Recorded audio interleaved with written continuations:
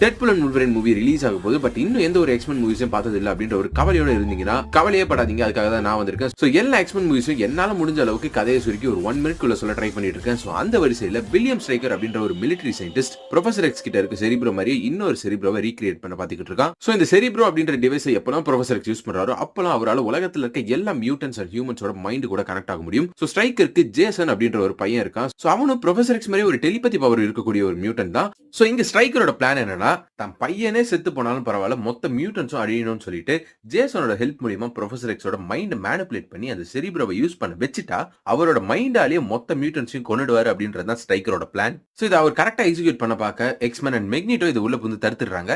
But இந்த சண்டைகள் எல்லாமே ஆல்கலி லேக்ல இருக்கக்கூடிய ஒரு டேம்ல தான் நடந்திருக்கும். அங்க நடந்த ஒரு பெரிய சண்டையில அந்த டேமே பயங்கரமா டேமேஜ் ஆக டேம் உடைஞ்சு தண்ணி பிச்சுக்கிட்டு வந்துட்டு இருக்கு. சோ அங்க இருந்து எக்ஸ்மேன் தப்பிக்கிறதுக்கான வழியே கிடையாது. அதனால ஜீன் கிரே தன்னை தானே சாக்ரிஃபைஸ் பண்ணி எக்ஸ்மேனை காப்பாத்திட்டாங்க.